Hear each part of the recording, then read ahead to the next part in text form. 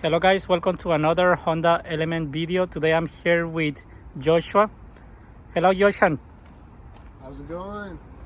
All good my friend. So you came to me, this is the second time that he comes to me. The first time we replaced the fans, right? Yes. Your car was overheating.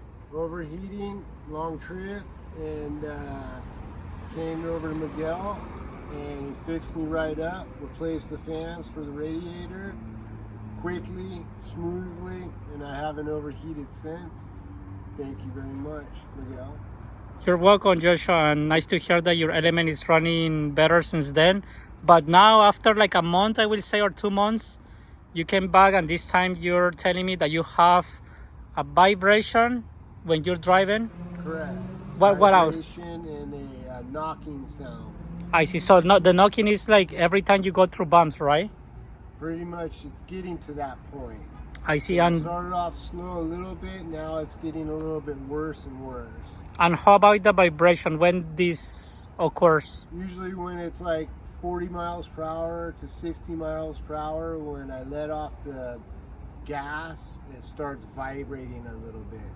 Sounds good. So if anybody who owns any car in general, but right now especially the Honda Element, I'm gonna give you some tips what you can check to diagnose this problem. So remember guys, is vibration around 40 miles per hour, and every time he goes through a bump he has like a clunking sound, right? Yes.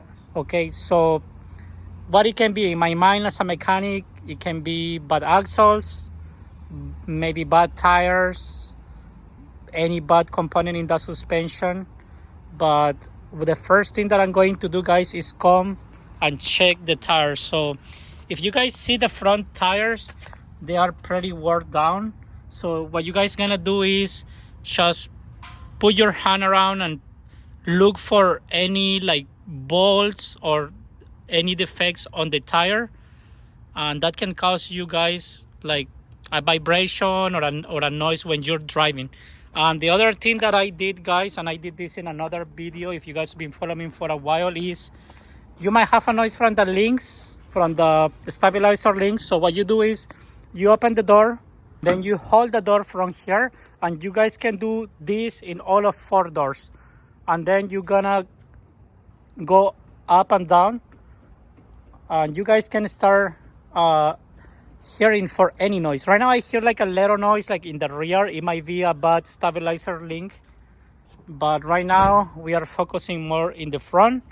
So the next thing that I did is, if you guys come here and you grab from this part and then you push up and down, then you guys gonna check on the strut mounts. So when we did that test, Joshua, one big favor, can you please push this up and down? Yeah. And I'm gonna show you guys how the strut mounts is moving. That one is moving not good at all. You guys can see that a lot of play. But now let me show you this side. So okay, do it. Look at that guys, it's moving a lot. So that's definitely a clunking sound, and also guys that can cause a vibration. So the first thing that I recommend Joshua to do is replace that strut mount. As you guys see it, that mount is completely bad, and if you guys keep driving like this, you're gonna get stuck. You're not gonna be able to drive anymore. It's gonna be a really loud sound. So you guys can check stabilizer links, tires, and strut mounts if you're having a similar problem.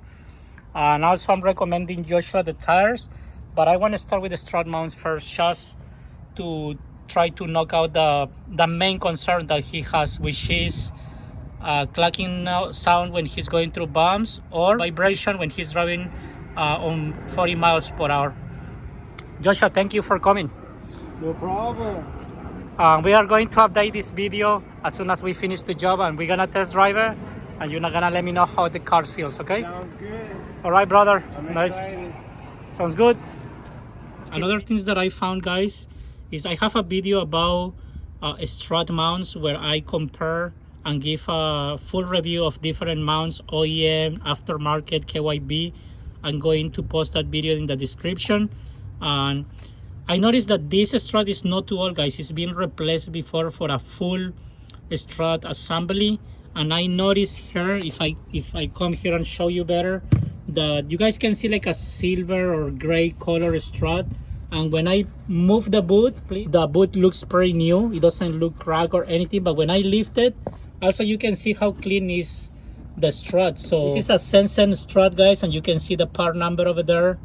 And I was just talking to Joshua, and he told me he saw in the Carfax report or whatever, like that they replaced the struts no long ago. And this is clearly an indication that if you buy these kind of struts, aftermarket struts, they are not too bad, but again, the struts mounts are no good.